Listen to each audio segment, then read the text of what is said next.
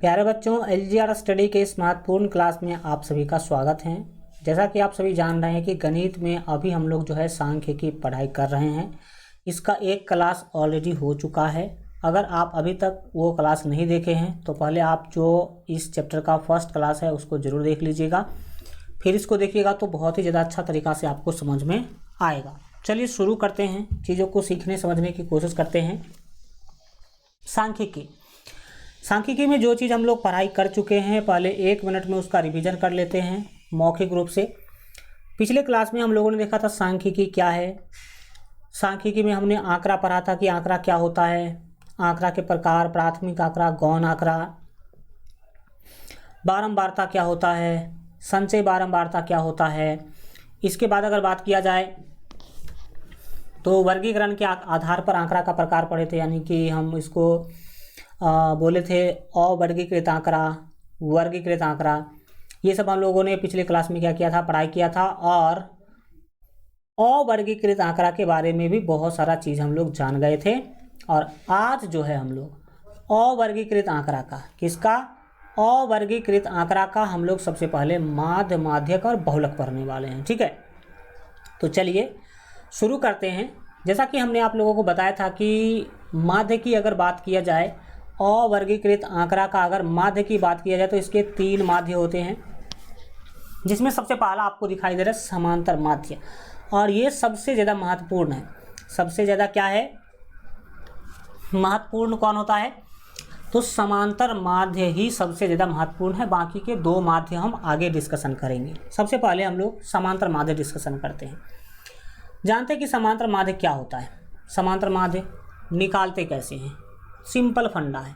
अगर कोई भी आंकड़ा आपको दिया गया है, उसका माध्य निकालने के लिए बोला गया है, यानी कि समांतर माध्य निकालने के लिए बोला गया है, तो आप क्या करेंगे, आंकड़ों का योग बट्टा आंकड़ों की संख्या, जितने भी पद होंगे उस आंकड़ा के अंदर, जितने भी पद होंगे यानी कि जितने भी चर मान होंगे, उस सभी को जोड़ दीजिएगा और उसकी संख्या से भाग दे दीजिएगा, यानी कि पदों की संख्या से भाग दे दीजिएगा। यानी कि अगर 5 चर मान है तो 5 को जोड़ देना है और 5 से भाग देना है, यही है। अगर हम इसको और यहाँ पर इस डेफिनेशन के अनुसार देखने की कोशिश करें तो बोलेंगे किसी संख्यात्मक सामग्री में समस्त पदों के मानों के योगफल को, समस्त पदों के मानों के योगफल को पदों की संख्या से भाग करने पर प्राप्त भागफल को समांतर माध्य कहते हैं। जितनी भी पद है सभी को जोड़ लीजिए, जितने पद हैं उसके संख्या से इसको भाग दे दीजिए। अभी एग्जाम्पल भी आपको दिखाएंगे, समांतर माध्य निकाल करके दिखाएंगे, तभी केवल सुन रहे हैं, आपको दिखाएंगे भी आगे। ठीक है, तो उसकी संख्या से भाग दे दीजिए। भाग देने पर जो भी आया उसको ही हम समांतर माध्य कहते हैं। मान लीजिए कि x है आपके चर मान, x चर मान है, तो इसको शॉर्टकट में सिग्मा x बट्टा n बोलेंगे। सिग्मा x क्या है, x है चर मान और सिग्मा क्या है, सिग्मा, इसको पढ़ते हैं सिग्मा। और सिग्मा को जो है, सिग्मा का मतलब होता है योग, यानी कि x का योग, यानी कि सभी चर मान का योग, यानी कि आंकड़ों का योग। n क्या है, आंकड़ों की संख्या है, यानी कि चर मान की संख्या है। तो आपको शॉर्टकट में आप इसे बोल सकते हैं सिग्मा x बट्टे n, सिग्मा x बट्टे n। दूसरी बात याद रखेंगे कि समांतर माध्य को x के ऊपर रेखीय कोष्ठ से प्रदर्शित किया जाता है, यानी कि सूचित किया जाता है। आप या तो इसे समांतर माध्य बोलिए या फिर इसे x के ऊपर रेखीय कोष्ठ बोलिए। तो समांतर माध्य को x के ऊपर रेखीय कोष्ठ से सूचित करते हैं। ये आपने देख लिया। यहाँ पर कुछ इसका सूत्र भी देखा, समांतर माध्य बराबर सभी पदों के मान का योग आ बट्टा पदों की संख्या। यह है समांतर माध्य निकालने का सूत्र, और इसको आगे डिटेल में जानते हैं, टेंशन लेने की कोई ज़रूरत नहीं है। यहाँ पर देख लीजिए, जनरल फॉर्म हम आपको समझाने जा रहे हैं। अगर आपको अवर्गीकृत आंकड़ा दे दिया गया है और उसका माध्य निकालना है, तो अवर्गीकृत आंकड़ा का माध्य मान अगर निकालना है तो क्या करेंगे। मान लीजिए कि आपको एक आंकड़ा दिया गया है, आपको ये एक आंकड़ा दिया गया है x1 x2 dot dot dot xn, इसमें कितने पद हैं, n पद हैं। तो n आंकड़े हैं, n आंकड़े मतलब इसमें टोटल n पद हैं। कितने पद हैं, n पद है। अगर कोई आंकड़ा दिया गया है और उसमें अगर n पद हैं, क्योंकि देख लीजिए कि 1 से लेके n तक गया है, तो n पद है, तब आप समांतर माध्य कैसे निकालेंगे, समांतर माध्य कैसे निकालेंगे। तो कुछ नहीं करना है, जितने भी पद हैं उस सभी को जोड़ देंगे। देखिए ऊपर में जोड़ दिया गया है कि नहीं। और कितने पद थे, तो n पद थे, तो n से भाग दे दीजिए, n से क्या कर दीजिए, भाग दे दीजिए, तो वही कहलाएगा समांतर माध्य। ठीक है, समांतर माध्य को इसी को कहते हैं आंकड़ों का योग, और इसी को कहते हैं आंकड़ों की संख्या। तो आंकड़ों का योग बट्टा आंकड़ों की संख्या से इसे क्या काटा जाता है, सूचित किया जाता है। तो समांतर माध्य आपने समझा कि इस तरीका से भी आप निकाल सकते हैं, सभी को जोड़ दीजिए, सभी को भाग दीजिए, मतलब बात तो वही है, रूप अलग अलग हमने कर दिया है। इसी को शॉर्टकट में इस फार्मूला से भी निकाल सकते हैं, 1/n इंटू सिग्मा एक्स। और सिग्मा एक्स आई का क्या मतलब है, सिग्मा एक्स आई का मतलब है कि आई जो है वो 1 से n है। आई क्या है, 1 से n है, 1 से कहाँ तक है, n है, यानी कि आई का वैल्यू 1 से n तक के x के सभी वैल्यू को क्या कर देना, आपको सिग्मा यानी कि जोड़ देना है। क्या कर देना है, जोड़ देना है। तो ये अगर आप ना भी याद रखें तो चलेगा, लेकिन अगर कहीं पर पूछ लिया गया तो उसके लिए तो आपको याद रखना होगा इसे। और मुख्य रूप से फार्मूला है आंकड़ों का योग बट्टा आंकड़ों की संख्या। इस विधि को प्रत्यक्ष विधि कहा जाता है। ये जो विधि हमने आपको ऊपर डिस्कशन करके दिखाया है, इस विधि को क्या कहते हैं, तो इस विधि को कहते हैं प्रत्यक्ष विधि। कौन सा विधि, प्रत्यक्ष विधि कहते हैं। अब एक और लघु विधि भी है, छोटा विधि। ये ज़्यादा महत्वपूर्ण नहीं है, ज़्यादा महत्वपूर्ण आपका ये है। ठीक है, फिर भी इसका डिस्कशन कर लेते हैं, कोई दिक्कत नहीं है। छोटा विधि में क्या है कि अगर आप माध्य निकालने जा रहे हैं तो माध्य बराबर फार्मूला याद रखेंगे, a प्लस 1/n, 1/n तो यहाँ भी था, इंटू सिग्मा डी आई। और आई का वैल्यू जो है वो 1 से लेके n तक होगा। आई का वैल्यू कहाँ से कहाँ तक होगा, 1 से लेकर के, आई का वैल्यू 1 से लेकर के n तक होगा, है ना, I1 to n। यहाँ पर आपको पता होना चाहिए कि ये 1/n, n तो है आंकड़ों की संख्या, और a जो है वो कल्पित माध्य है, और ये जो d दिखाई दे रहा है वो d जो है वो x माइनस a है। x में से a को क्या करेंगे, हटाएंगे तो आपको d मिलेगा। तो ये तो खैर हम जब क्वेश्चन बताएंगे आपको तो वहाँ पर क्वेश्चन में आपको पता चल जाएगा कि a क्या होता है, कल्पित माध्य क्या है, d कैसे निकालते हैं, ये सब आपको क्वेश्चन के अंदर क्या होगा पता चल जाएगा। तो ये आपने देखा। अब बढ़ते हैं आगे। हाँ, इसको और अपने भाषा में पढ़ते हैं। माध्य को अब हम लोग क्या करने वाले हैं, अपने भाषा में, साधारण भाषा में समझने वाले हैं। माध्य को औसत भी कहा जाता है, याद रखिएगा, माध्य को औसत भी कहा जाता है।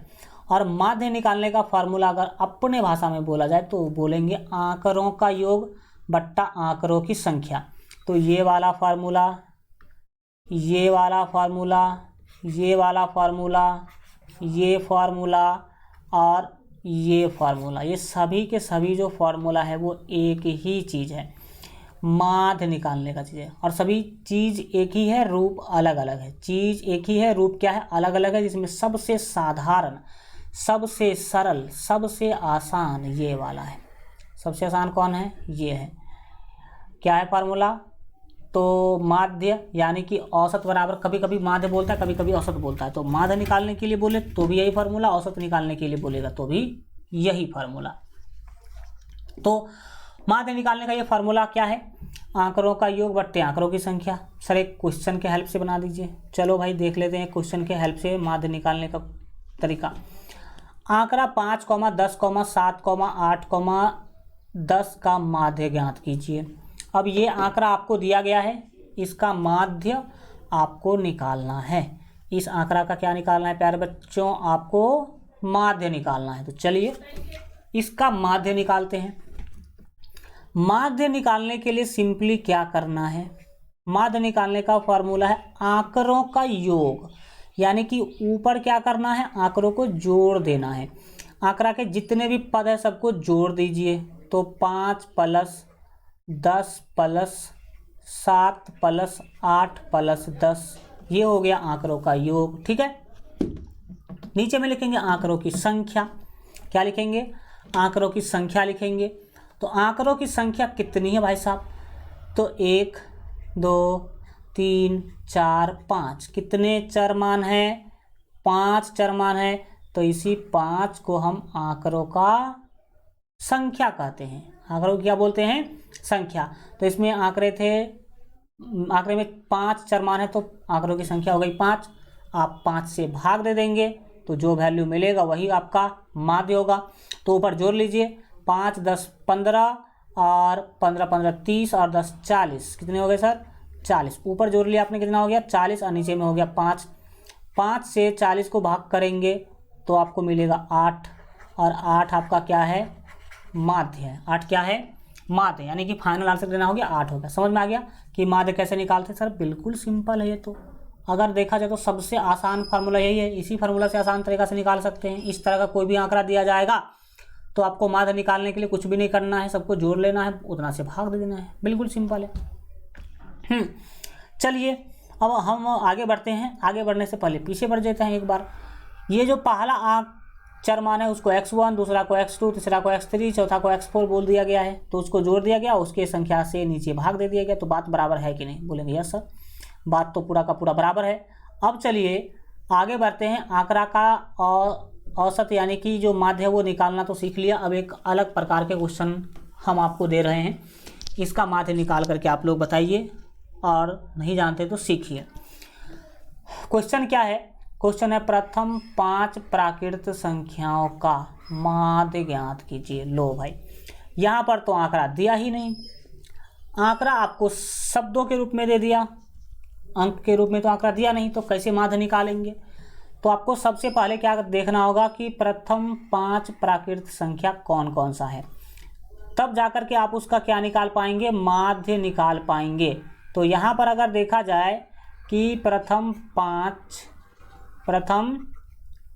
5 जो प्राकृत संख्या है, कौन सा संख्या? तो प्राकृत है। एक मिनट,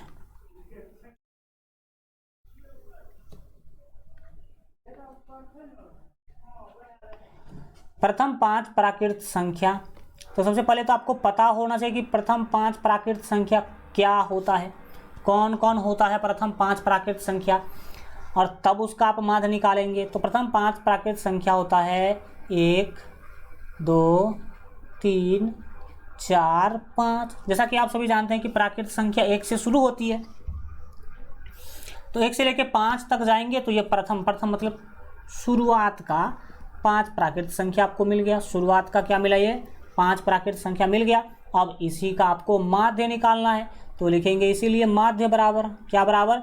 तो हम लिखेंगे माध्य बराबर, और माध्य निकालने का फार्मूला होता है आंकड़ों का योग बट्टा आंकड़ों की संख्या।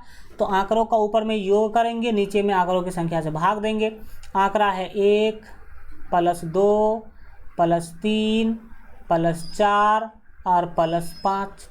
इसके संख्या से इसको भाग दे देंगे तो 5 आंकड़ा है, 5 से इसीलिए हम भाग दे रहे हैं। ऊपर जोड़ लीजिए, 1 2 3 3 3 6 6 4 10 और 5 15। तो 15 को आपको भाग देना है 5 से। 15 को 5 से भाग देंगे तो 5 तिया 15, 5 तिया 15। तो ये 3 आपके क्या हो गए? फाइनल आंसर हो गए। तो आपने देखा कि माध्य कैसे निकालेंगे प्रथम 5 प्राकृत संख्या का। अब जो बच्चे प्रथम 5 प्राकृत संख्या का माध्य निकाल सकता है वो प्रथम 20 प्राकृत संख्या का भी निकाल सकता है, प्रथम 25 प्राकृत संख्या का भी निकाल सकता है। बोलेंगे यस सर, ये तो बिल्कुल कर सकते हैं। इसके बाद जो है अगला क्वेश्चन जब हम हल करने के लिए आ रहे हैं, अगला क्वेश्चन क्या है? क्वेश्चन है प्रथम 5 पूर्ण संख्या का माध्य ज्ञात करें। प्रथम 5 पूर्ण संख्या यानी कि शुरू के 5 पूर्ण संख्या का माध्य ज्ञात करना है। अब कई सारे बच्चे ऐसे होंगे जिसको यही नहीं पता होगा कि पूर्ण संख्या क्या है। हाँ सही बात है, ये कुछ बच्चे जानते रहते हैं लेकिन कुछ बच्चे नहीं भी जानते रहते हैं। तो प्रथम 5 पूर्ण संख्या का माध्य निकाल लेंगे आप कब? जब आपके पास प्रथम 5 पूर्ण संख्या होगा तब। तो हम क्या करेंगे सबसे पहले? तो सबसे पहले हम क्या करेंगे? तो प्रथम 5 पूर्ण संख्या निकालेंगे। प्रथम 5 पूर्ण संख्या, प्रथम 5 पूर्ण संख्या हम पहले निकालेंगे, देखेंगे कि कौन होते हैं प्रथम 5 पूर्ण संख्या। तो प्राकृत संख्या 1 से शुरू होती है, लेकिन पूर्ण संख्या 0 से शुरू होती है। सभी प्यारे बच्चों को ये बात पता है? बिल्कुल सर, ये तो पता है। तो आपका काम होगा सबसे पहले क्या पता करना? सबसे पहले पता करना ये होगा कि प्रथम 5 पूर्ण संख्या कौन है। तो प्रथम 5 पूर्ण संख्या होगा 0, 1, 2, 3, 4। 5 तक नहीं जाना है क्योंकि 0 ले लिया आपने, और ये 5 है। 0, 1, 2, 3, 4, ये 5 है, और यही है प्रथम 5 पूर्ण संख्या। यही क्या है? यही है प्रथम 5 पूर्ण संख्या। अब इसका निकालना है आपको प्यारे बच्चों माध्य। तो माध्य निकालने के लिए फॉर्मूला है आंकड़ों का योग बट्टा आंकड़ों की संख्या, जो है ना, वह सब कुछ वही था। तो अब सभी को जोड़ दीजिए। तो 0 + 1 + 2 + आपके 3 + 4, इसको 5 से भाग दे दीजिए। तो दे दो भाग 5 से। 3 3 6 4 10 हो जाएगा। जोड़ेंगे ऊपर तो कितने होंगे? 10। 10 को भाग देना 5 से, तो मिल जाएगा आपको 2 आंसर।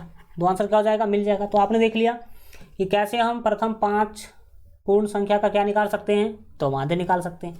तो अब आशा करते हैं कि आप लोग इस तरह के सभी चीज़ों का माध्य निकाल लेंगे। अगर आपको प्रथम 10 विषम संख्या का माध्य निकालने के लिए बोलेगा तो निकाल लेंगे आप आराम से। बिल्कुल सर, निकाल लेंगे। प्रथम शुरू का 10 को विषम संख्या लेंगे, उसको जोड़ देंगे और 10 से भाग दे देंगे। यही हो जाएगा प्रथम 10 विषम संख्या का माध्य। अब बढ़िए आगे।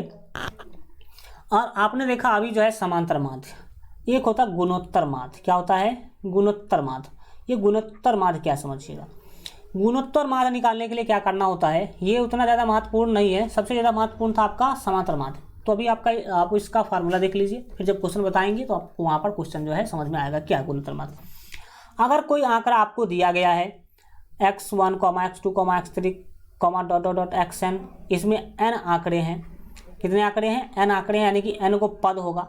तब इसके तथा इसके सभी अशून्य हो, तथा इसमें सभी अशून्य हो, मतलब कोई भी 0 नहीं होगा। सभी के सभी 0 से बड़ा होगा, या यहाँ पर 0 से बड़ा होगा। अशून्य मतलब कोई भी इसमें 0 नहीं होगा। अगर आंकड़ा में सभी के सभी मान ऐसे हैं जिसमें कोई भी 0 नहीं है, तो गुणोत्तर माध्य कैसे निकालते हैं? गुणोत्तर माध्य को ज्योमेट्रिक मीन कहते हैं। माध्य का इंग्लिश मीन होता है, तो इसको गुणोत्तर मीन कहेंगे, ज्योमेट्रिक मीन कहेंगे। तो ज्योमेट्रिक मीन को शॉर्टकट में GM बोलेंगे। और GM निकालने का फार्मूला है x1 × x2 × x3 ... xn का पावर 1/n। इसका पावर क्या होगा? 1/n। या इसी को आप एंटी लॉग में चेंज कर सकते हैं। तो या तो आप इसका पावर 1/n लगा दीजिए, या नहीं तो आप जो है anti log 1/n sigma log xi, और i जो है वो 1 से कहाँ तक है? n तक है। तो अभी आप केवल ये फार्मूला देखेंगे, याद रखेंगे। दूसरा आपका बारंबारता बंटन के लिए गुणोत्तर माध्य, यानी कि जो ये तो हो गया अवर्गीकृत आंकड़ा के लिए गुणोत्तर माध्य। अब जो हम बात कर रहे हैं ये ऐसे आंकड़ा का गुणोत्तर माध्य बात कर रहे हैं जिसका बारंबारता आपको दिया गया हो। जिसका क्या दिया गया हो? बारंबारता दिया गया हो। ये तो ऐसे 3, 4, 5, 9, 1, 2, ये अगर ऐसा आंकड़ा होगा तो इस फार्मूला का यूज करेंगे। लेकिन अगर आंकड़ा बारंबारता के साथ दिया होगा, यानी कि बारंबारता बंटन के रूप में अगर आपको आंकड़ा दिया गया होगा, तब उसका गुणोत्तर माध्य कैसे निकालेंगे? तब गुणोत्तर माध्य निकालने के लिए कुछ भी नहीं करना है। x1 को f1 से गुना करना, x2 को f2 से गुना करना, x3 को f3 से, और ये उसके पावर में 1/n लगा देना। उसके पावर में क्या लगाना है? 1/n लगाना है। और इसी को आप एंटी लॉग 1/σf और sigma fi log x, sigma fi log x आप ये क्या कर सकते हैं? ये प्राप्त कर, इस फार्मूला से भी आप निकाल सकते हैं, जहाँ पर n जो है वो f का योग है। किसका योग है? f का योग है, यानी कि बारंबारताओं का योग है। यहाँ पर जो आपको n दिखाई दे रहा है, ये वाला जो n है वो बारंबारताओं का क्या है? योग है। ठीक है, चलिए अब बढ़ते आगे। अब हरात्मक माध्य के बारे में जानते हैं, जिसको हम जो है हार्मोनिक मीन भी कहेंगे। हरात्मक माध्य निकालने का क्या है, जब आपको अगर कोई आंकड़ा दिया है कॉमा लगा करके, तब उसका HM यानी कि हरात्मक माध्य यानी कि हार्मोनिक मीन निकालने के लिए जाएंगे, तो बस आपको simply 1/1/n into sigma 1/xi, ये फार्मूला आप यूज करेंगे। ये फार्मूला केवल याद रखिएगा, ठीक है। अभी फिलहाल के लिए क्वेश्चन में आपको इसका ज़रूरत पड़ेगा। और अगर आंकड़ा बारंबारता बंटन के साथ दिया गया है, ठीक, बारंबारता बंटन के रूप में दिया गया आंकड़ा भी है, उसका बारंबारता दिया है, तब जो है आप 1/1/सिग्मा fi सिग्मा fi/x इस फार्मूला से बताएंगे, निकालेंगे। अभी आप लोगों ने पढ़ा था AM यानी कि अर्थमेटिक मीन, GM यानी कि ज्योमेट्रिक मीन और HM यानी कि हार्मोनिक मीन। इस तीनों में संबंध क्या है? तीनों में संबंध ये है कि किसी भी आंकड़ा का अगर आप अर्थमेटिक मीन निकालते हैं, हाँ जी, ज्योमेट्रिकल मीन और हार्मोनिक मीन निकालते हैं, तो इस तीनों में संबंध ये है कि अर्थमेटिक मीन ज्योमेट्रिक मीन के बराबर भी हो सकता है और इससे बड़ा भी हो सकता है। ज्योमेट्रिक मीन हार्मोनिक मीन से बड़ा भी हो सकता है और उसके बराबर भी हो सकता है। तो ये भी आप संबंध याद रखने की कोशिश करेंगे। अब है माध्यिका। अब क्या है? तो अब प्यारे बच्चों, हम लोगों को माध्यिका पढ़ना है अवर्गीकृत आंकड़ा का। अवर्गीकृत आंकड़ा का माध्यिका पढ़ने के लिए चलिए सिंपल है। अगर क्वेश्चन की बात करें तो बहुत ही सिंपल है। फार्मूला आप याद रखिएगा तो भी बन जाएगा, नहीं रखिएगा तो भी क्वेश्चन बन जाएगा, लेकिन उस टाइम के लिए फार्मूला जरूर याद रखना होगा जब आपको डायरेक्ट एग्जाम में फार्मूला ही पूछ लिया है। डायरेक्ट फार्मूला पूछ लिया तब तो आपको फार्मूला याद रखना होगा ना। और अगर आप क्वेश्चन बनाने की जहाँ तक बात है तो मैं आपको बिना फार्मूला का क्वेश्चन बनवा दूंगा। हल्का 1 मिनट इसको देखिए, हम हल्का पानी पी लेते हैं।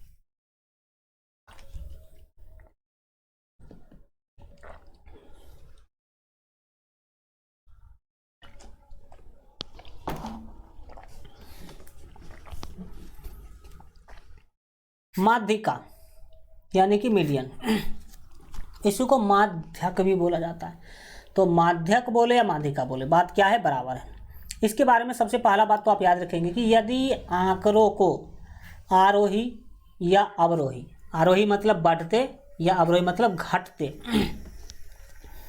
क्रम में व्यवस्थित किया जाए तो ठीक मध्य यानी कि बीच में पड़ने वाला आंकड़ा माध्यिका कहलाता है।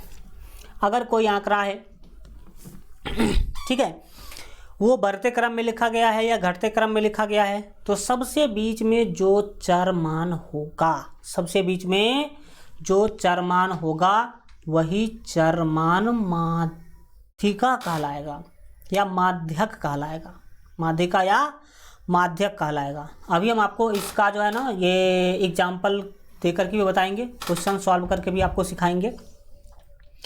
आपको फिलहाल याद रखना है कि जो व्यक्तिक श्रेणी है, जिसको व्यक्तिक बोलना चाहिए, व्यक्तिक लिखा हुआ है यहाँ पर, ये व्यक्तिक होना चाहिए। व्यक्तिक श्रेणी की जो माध्यिका है उसका माध्यिका कैसे निकालेंगे? कोई व्यक्तिक श्रेणी मतलब कोई आंकड़ा दिया गया है तो आप माध्यिका कैसे निकालेंगे? तो याद रखिएगा, माना परीक्षण में संख्या परीक्षणों की संख्या n है, यानी कि आंकड़ा में n गो पद है, तो आंकड़ों को आरोही या अवरोही क्रम में व्यवस्थित करते हैं।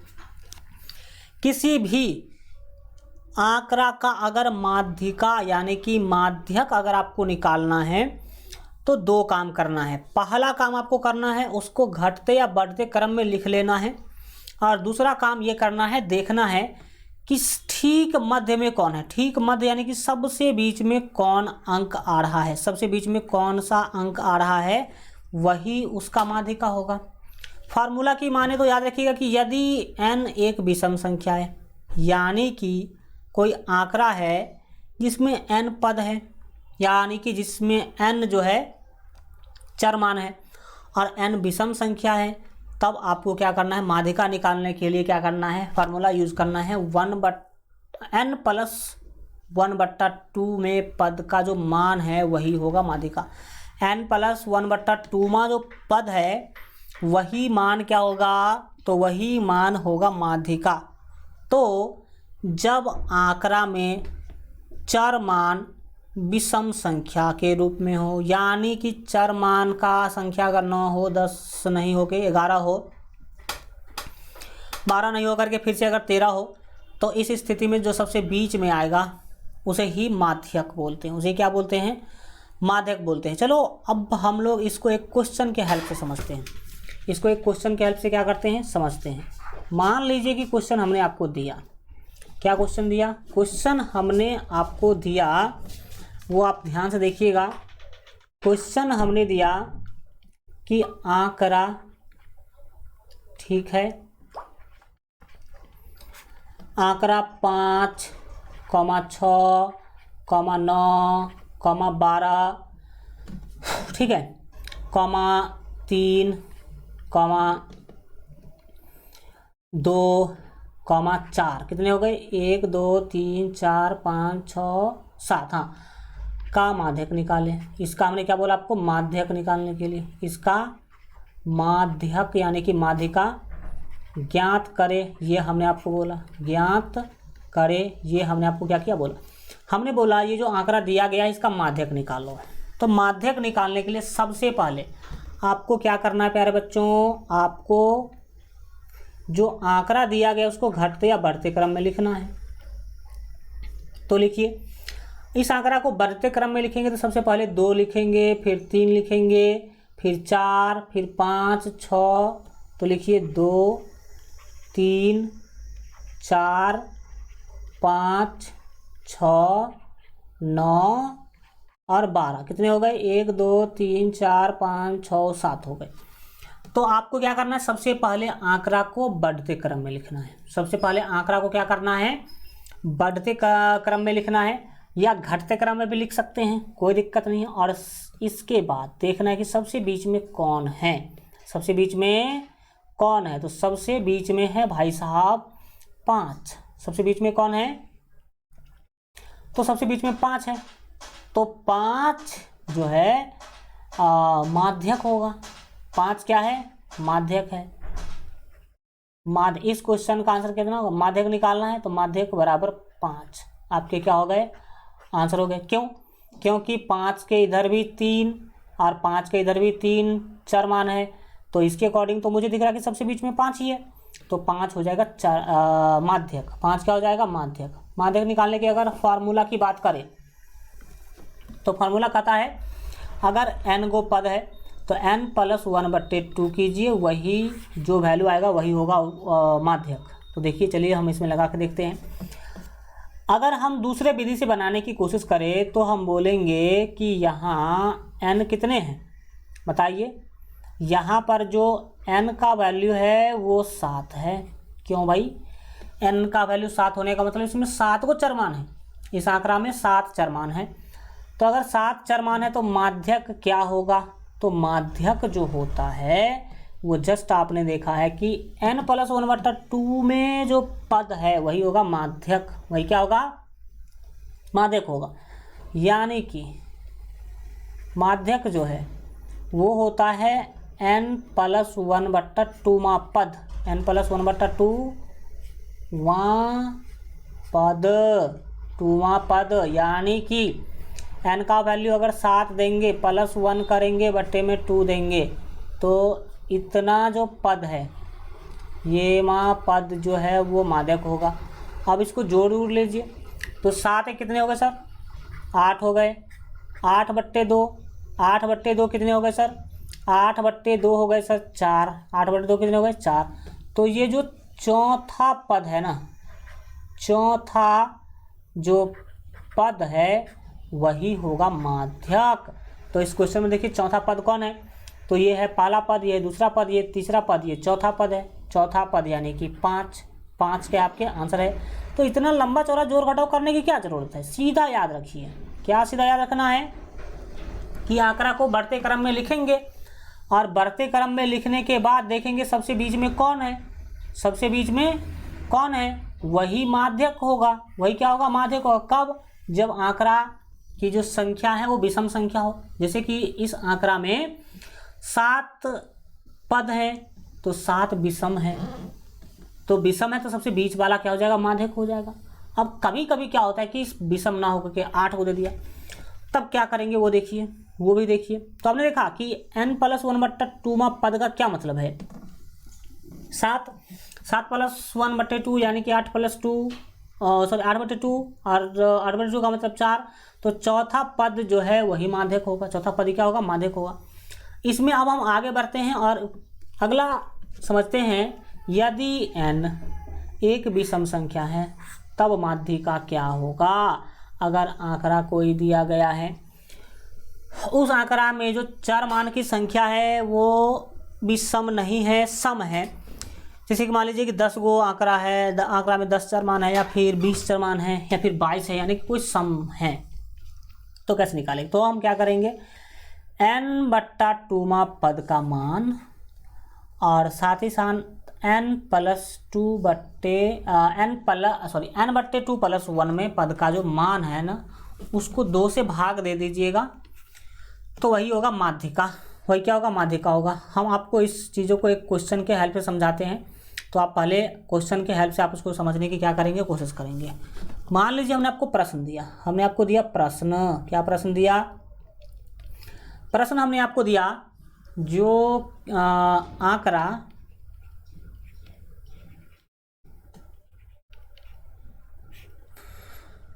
हमने आपको दिया 8, 3, 9, 7, 6, 12 और कॉमा मान लीजिए कि 18 और 20। ठीक, ये आंकड़ा दिया हमने, इसका आंकड़ा इतना का माध्यक ज्ञात करें। क्या ज्ञात करें, तो माध्यक ज्ञात करें, माध्यक ज्ञात करें। हमने ये आपको क्या किया, बताया।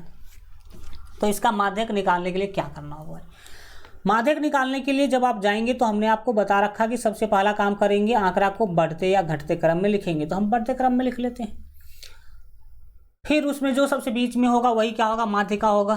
तो देखिएगा यहाँ पर बढ़ते क्रम में लिखने के लिए हम जा रहे हैं, ध्यान लगाइएगा आप भी प्यारे बच्चों। क्या है कि बढ़ते क्रम में जब लिखने के लिए जाइएगा तो सबसे पहले लिखना होगा 3 को, फिर लिखना होगा 6, फिर 7, फिर 8, फिर 9। तो लिख लीजिए 3, 6, 7, 8, 9। इसके बाद 3, 6, 7, 8, 9। 8 नहीं है भाई साहब, 18 है, 8 है ही नहीं, तो 8 का ही लिखेंगे हम। रुक जाओ 1 मिनट, 1 मिनट रुक जाओ, हम एक काम करते हैं, यही कन्फ्यूजन नहीं रखना आपको। 3 से 7 हमने लिख लिया, उसको अंडरलाइन करते जाओ, 3, 6, 7।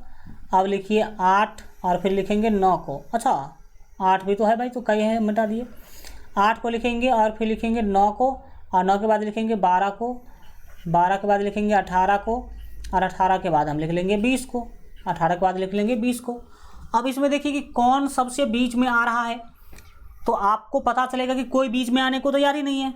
देख लीजिए 1, 2, 3, 4, 5, 6, 7, 8, यानी कि n का मान यहाँ पर 8 है, जो कि एक सम संख्या है। और जब n का मान सम संख्या होगा, n अगर एक सम संख्या हो जाए तो बीच में कोई आने के लिए तैयार नहीं होगा, जैसा कि अभी इस क्वेश्चन में हो रहा है। तो बोले थे सर आप कि जो सबसे बीच में आएगा वही माध्यक होगा, तो यहाँ पर तो कोई बीच में आने के लिए तैयार नहीं होगा। कैसे नहीं तैयार होगा, सो देखिए, अगर आप इधर से 5, इधर से मान लीजिए कि 4 छोड़ देते हैं, इसको आप बीच में लेने की कोशिश करते हैं तो इधर 3 ही बचता है। तो इधर 3, इधर 4, क्या ये बीच में हुआ, एकदम नहीं हुआ। अगर आप इधर 4 पकड़ेंगे तो इधर आपको 3 बच जाएगा। तो किसी भी साइड से आप जो है नहीं कर पा रहे हैं काम, किसी भी साइड से आप काम जो है नहीं कर पा रहे, यानी कि किसी भी साइड से ये नहीं देख पा रहे कि कौन बीच में आया, कौन बीच में आया, हम ये नहीं देख पा रहे हैं। तो क्या करना होगा सर, तो इस स्थिति में आपको 2 अंक को पकड़ना है। किस किस को पकड़ना है, एक तो पकड़ना है n/2 पद को, n/2 पद को पकड़ना है। तो n कितना है, तो n है 8। अब 8 को 2 से भाग देंगे तो हो जाएगा 4।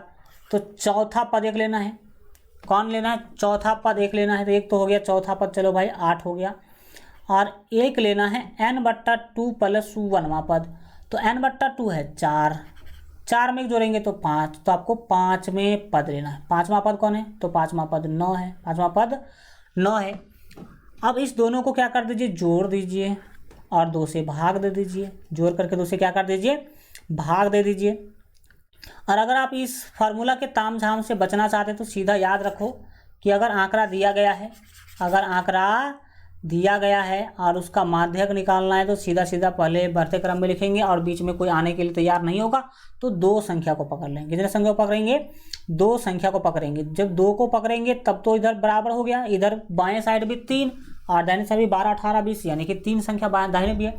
तो 2 अंक को पकड़ लीजिए, उसको जोड़ करके 2 से भाग दे दीजिए। तो यहाँ पर इस स्थिति में जो माध्यक निकालने का काम होगा वो क्या होगा, दोनों को जोड़ लीजिए, 8 + 9 को जोड़ लीजिए और 2 से भाग दे दीजिए। तो 9 8 17, ठीक है, 9 8 हो गए 17, 17 को 2 से भाग देंगे तो आपको मिलेगा 2 8 16, 8.5 आपके फाइनल क्या हो जाएंगे, आंसर हो जाएंगे। तो आपने देखा कि दूसरा तरीका में जब आपको आंकड़ा अगर n का जो मान है वो अगर सम संख्या में दे दिया है तो हम कैसे निकालेंगे, तो ये आपने देख लिया।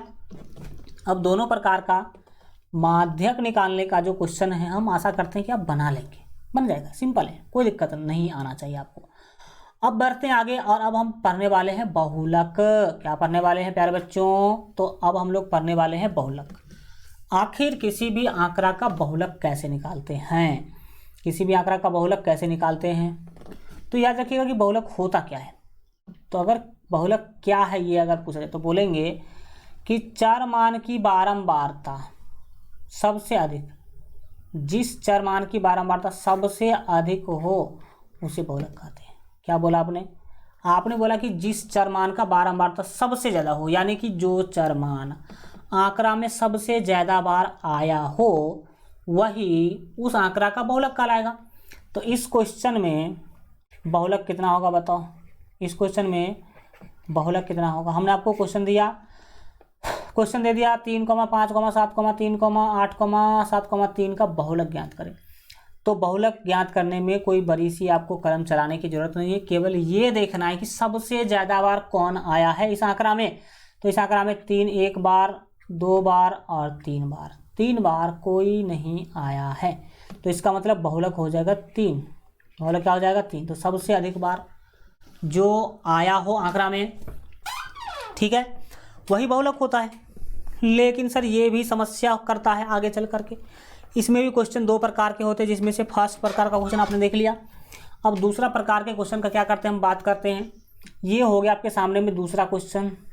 अब लो भाई, अब आपको क्या करना है, आंकड़ा 5, 3, 8, 4 का बहुलक ज्ञात करें। अब यहाँ पर बहुलक ज्ञात करने के लिए जाएंगे तो इसमें तो देखे थे कि 3 जो है सबसे ज़्यादा बार आया था तो 3 बहुलक हो गया। लेकिन यहाँ पर खोजिए 5 कितनी बार, तो सर 5 जो है ना वो 2 बार आया है। 5 कितनी बार आया है? 2 बार आया। चलो भाई इसको मिला ही देते हैं, 5 2 बार, ठीक। और अगर बात किया जाए इस क्वेश्चन का तो इस क्वेश्चन में 3 भी 2 बार है। 3 कितना बार है? 2 बार है। 8 एक ही बारी है, 7 एक ही बारी है, 9 और 14 एक बार ही है। 9 और 14 नहीं सर 4, ये सभी एक एक बार ही है।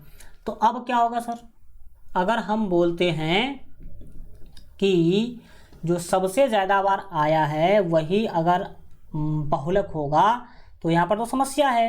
क्या समस्या है? समस्या ये है कि 3 भी आ गया 2 बार और 5 भी आ गया 2 बार। लो भाई, अब किसको बहुलक बोलेंगे?